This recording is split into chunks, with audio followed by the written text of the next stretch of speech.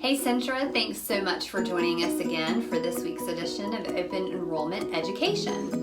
Last week we talked about two different health plan options. We talked about the POS, the point of service plan, and then we contrasted that with the high deductible health plan. We hope that was informational.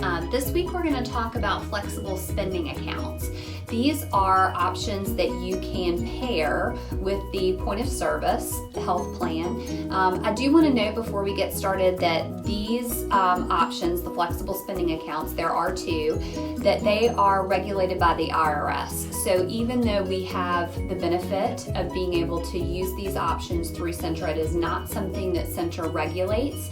If you want additional details and any kind of information about them, we recommend that you go to irs.gov for any additional questions that we don't cover today. So Aubrey's going to be our subject matter expert, and I'm just going to ask her a few questions. Aubrey, tell us what the two options are for the FSA. So we have two great opportunities. We have the healthcare account FSA, and then we have the dependent daycare FSA as an option that you can add in when you do open enrollment. Great. All right, well, let's just start out with the healthcare account and tell us a little bit about that. Sure. So the healthcare account, as I mentioned, you do have to elect when you're going through the open enrollment process.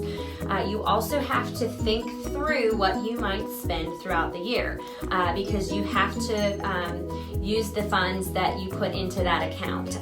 So it's a use it or lose it idea. So you want to know that you're going to spend whatever you put into that account for the year. It's also pre-tax. There is a limit to the amount that you can contribute to that from year to year. For 2019, that was $2,650, and then typically that will change each year. So you want to watch for the new amount when we get to our 2020 open enrollment season. So that's one feature of that plan. You can use those funds toward medical, dental, and vision expenses, so your copay, your deductible, and things like that. Great. Okay. And something else to note, access to those funds is available through a health equity debit card. And Aubrey mentioned it's a use it or lose it account. So you would want to go onto Health Equity's website. They have a fabulous calculator that will, after you answer a few questions, it'll tell you exactly how much you should contribute in order to make sure that you utilize all your funds before the year is over. Anything else that we need to know about the healthcare account? So I think the only other thing to mention is as we always say, there's more information in our benefits guide and in your summary plan description. But the other thing that you'll want to consider when you are thinking of adding on this account is you can find a comprehensive list of how you can use the health FSA through the irs.gov. Okay, great.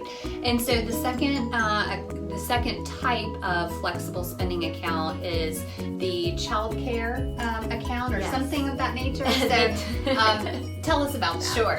So it's the dependent daycare FSA. So this is actually a bit larger of an account. So your annual max is $5,000 for this. And again, it's pre-tax as well. And it is that use it or lose it.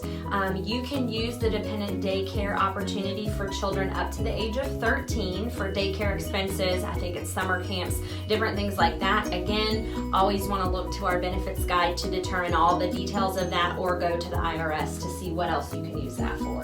Great. Awesome. $5,000 towards childcare pre-tax. That's pretty good. Centra, thanks so much for joining us again this week. We hope this has been informative for you. We hope you have a great rest of the week, and we will see you next week.